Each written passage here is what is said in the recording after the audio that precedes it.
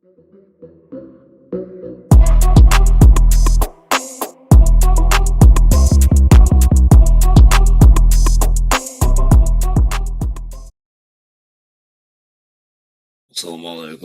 Knockdown.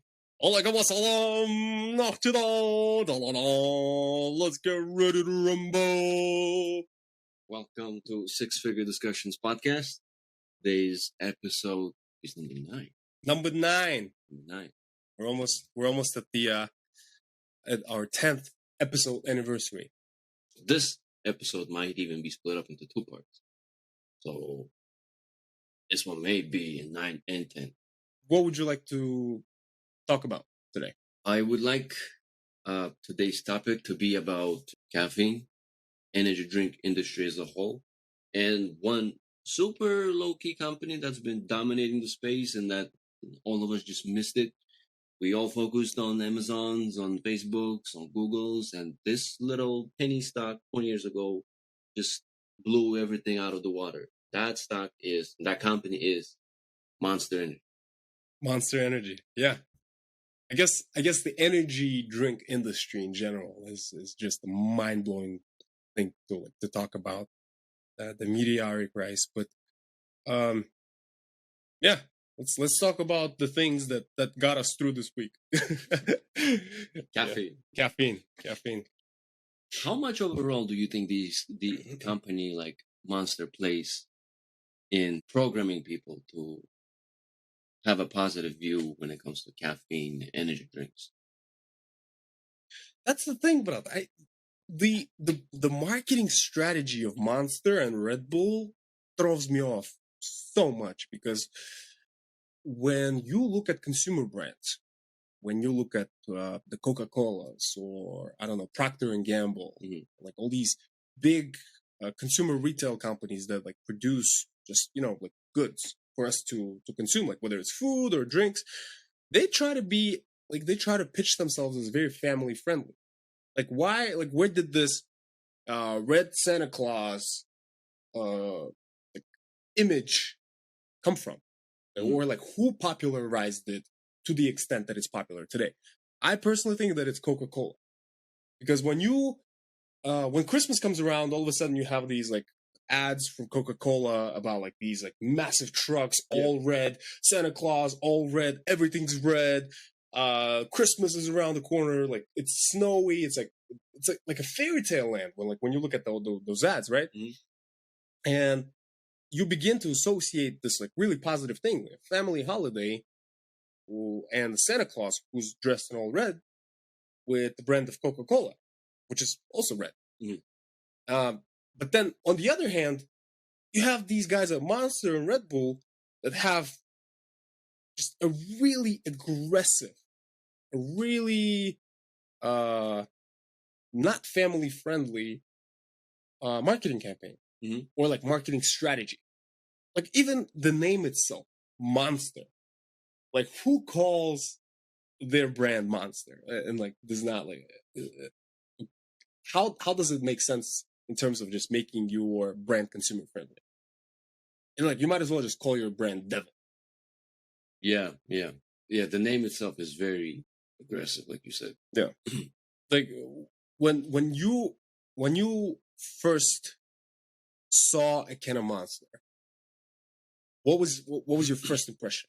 What'd you think? Just by looking at the can. I don't know when was the first time you tried the actual drink itself. Like what were your first impressions from the brand? But when I saw Monster Energy drink for the first time, I think that was around 2016, and I tried it. Just the pack, like you said, right? The labeling, the packaging, everything in and of itself, to me, looked outrageous, and I instantly associated like this energy drink with people who are into rock and roll, or people who are into like those Harley Davidson motorcycles. Just like a very aggressive type of people. Listen to like heavy metal. Heavy metal, yes, exactly. The Kyles. Yeah. Walls to the wall, man. Those type of songs. And if anything, that association itself persuaded me to buy the energy drink. Even though you don't listen to rock and roll. Yes. You don't ride a motorcycle. Yes, and I never tried Monster Energy drink. I just saw this can. I instantly made that association, and for some reason at that time, I felt like I needed that type of energy. I'm like, okay, I need this drink because this drink might make me feel like people who are associated with this type of energy drink. What about Red Bull? Red Bull? Red Bull was probably a more popular brand, right? Like, because I feel like we knew about Red Bull, or at least I knew about Red Bull before I even moved to the US. Yeah, same. I knew about Red Bull as well, but I don't know. The thing about Red Bull, maybe it's the logo that is so small. I never really made that association with a Red Bull. Just the name itself was really catchy. Yeah. And of course, maybe because we just grew up with Red Bull, and you know how we also grew up with Coke, right? You don't think twice when you buy Coke. You just buy it and drink. No, yeah. Same thing with Red Bull. I never made any association, but all I remember every time I would see Red Bull, I would just think of NASCAR people. That's it. Life on the edge, yeah, the extreme. And to be honest, I just like the flavor of Red Bull. Yeah. I never really tried it for the sake of the energy. I remember actually now that you say that, I actually remember they used to sell lollipops. They were Red Bull flavored. Really? Yeah. I actually liked the flavor so much that I used to like eat the lollipops and not really drink the energy drink because I wasn't really interested in like caffeine at the time.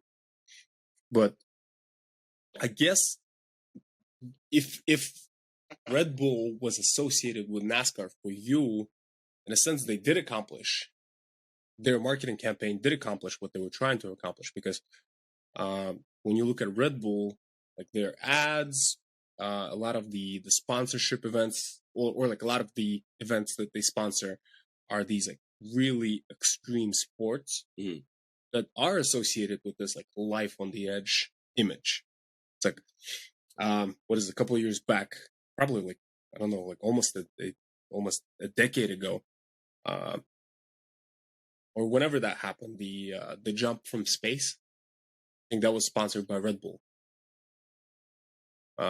This, like, I don't know, extreme jumper, like something Baumgartner, a guy just like was launched into the stratosphere, and he jumped like with a parachute, obviously, from the stratosphere.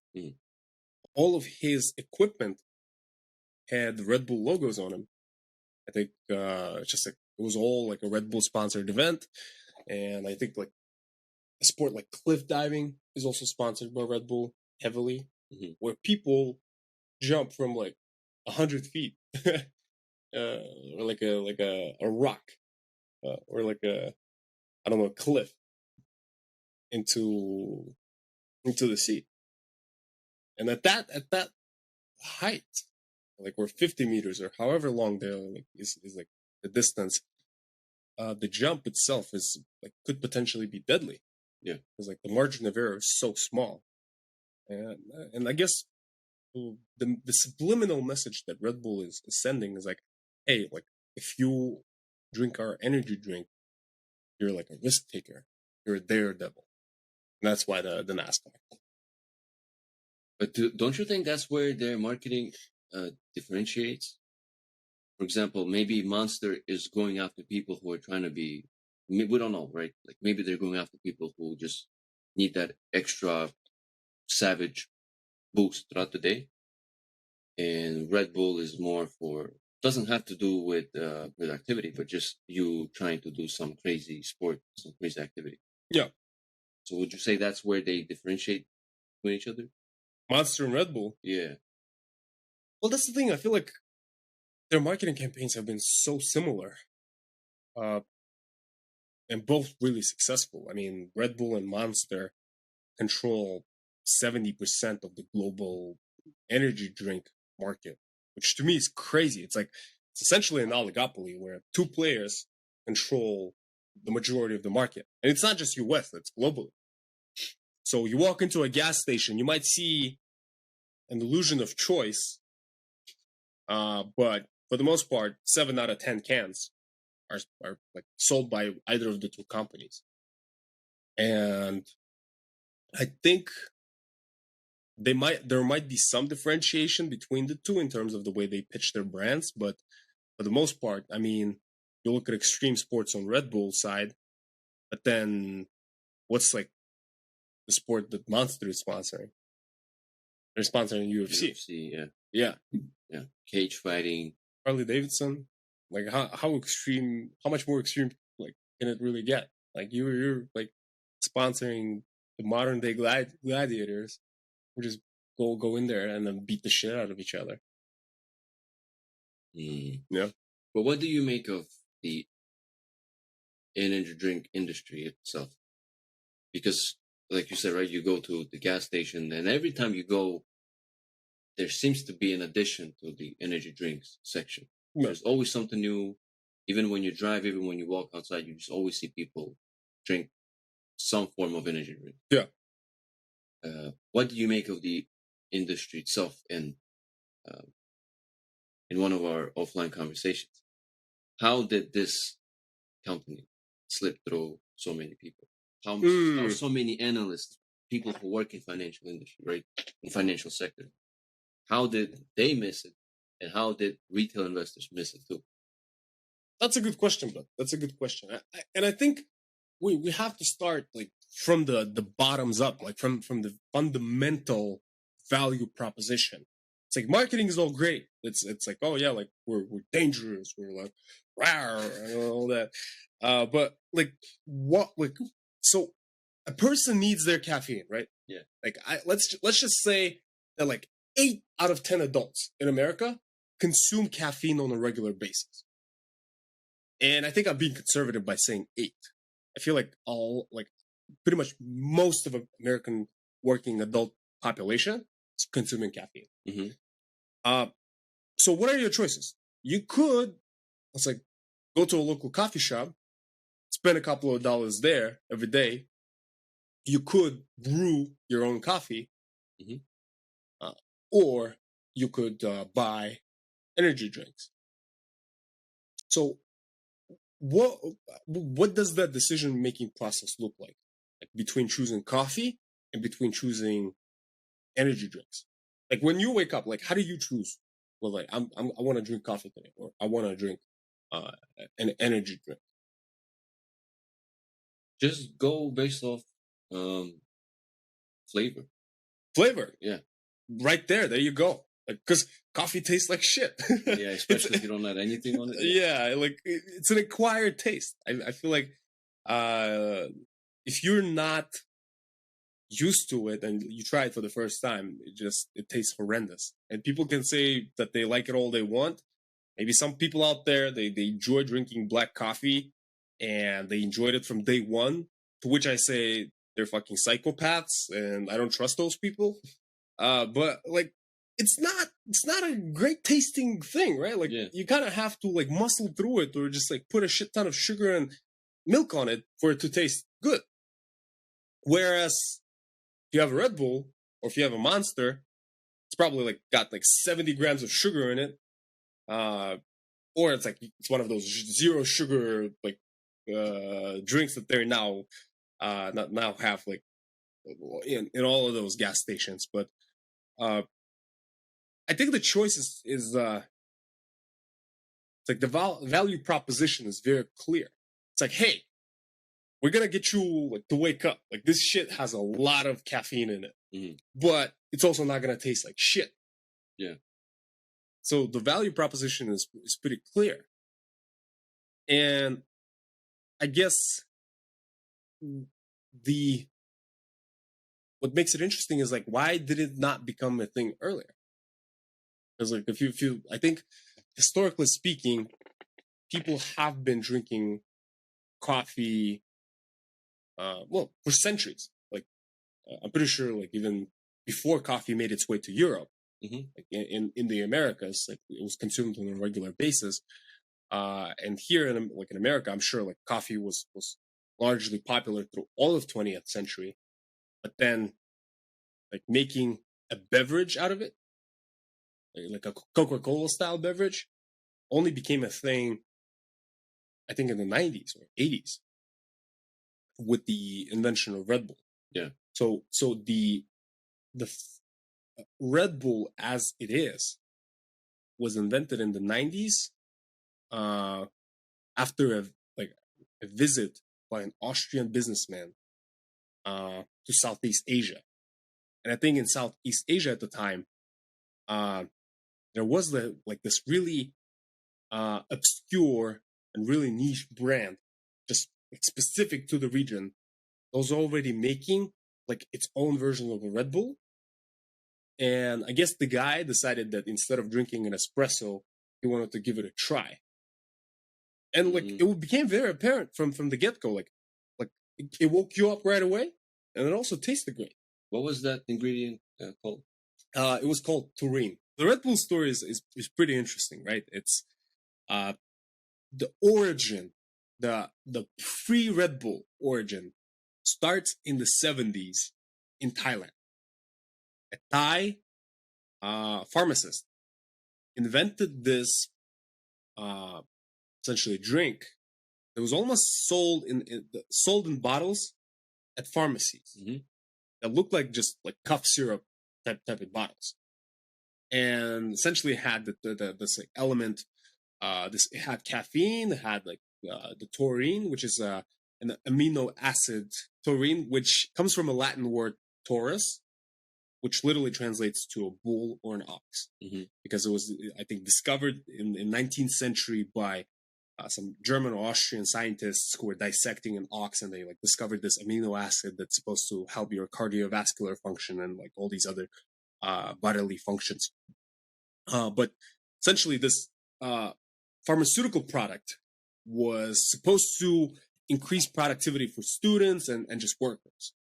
And this Austrian businessman in the 80s named Dietrich Mateschitz essentially goes to Thailand on business and decides to buy this drink at a local pharmacy. And apparently it helped him cure his jet lag, because he was like really jet lagged. And you know, like when you travel across time zones, you're like perpetually tired. He, like gets this drink, takes a sip, it helps him, cures his jet lag, and he's like, wow, this is awesome. Like this needs to be global.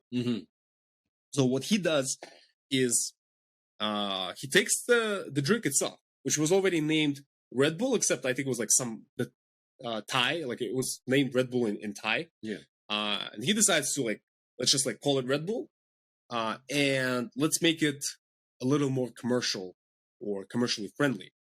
So what he does is, instead of selling it in cough syrup bottles, they put them in aluminum cans that are like really nice, really slick, and kind of very consumer friendly, right?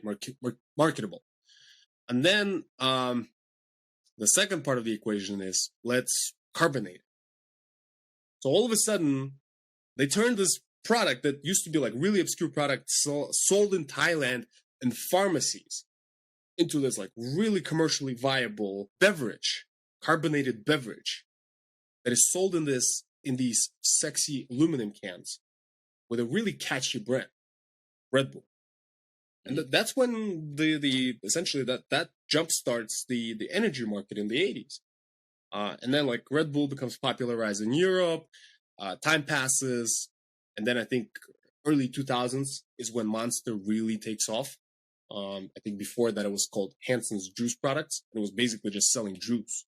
And then I guess in 2000 they like start like early 21st century, they start like making this transition to energy drinks. Okay, you switch now so now Red Bull has become what it is now. Yeah. And in 2000s, Monster comes into the play.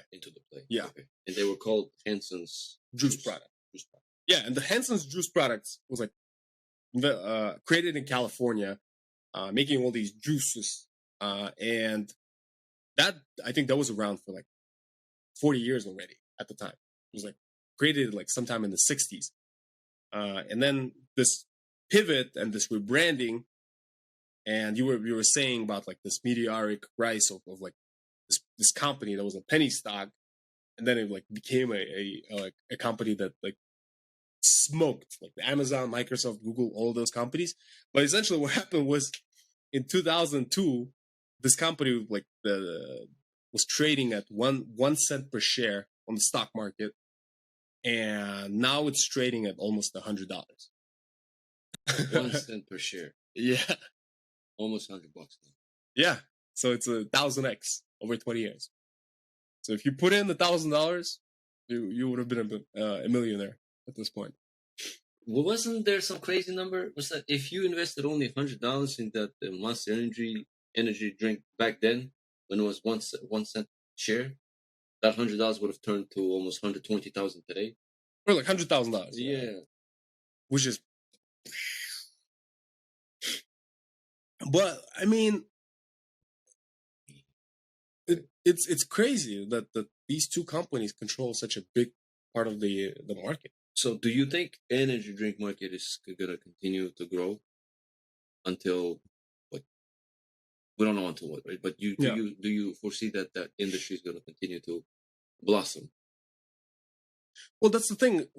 I think I'm personally biased because I'm a big fan of energy drinks, and I guess the question that we have to ask ourselves, like, in the long run, are we going to continue drinking energy drinks, or are we at some point just going to be like, yeah, like, I'm kind of tired of all these like carbonated sweet drinks, and with age, do you just kind of eventually transition back to coffee?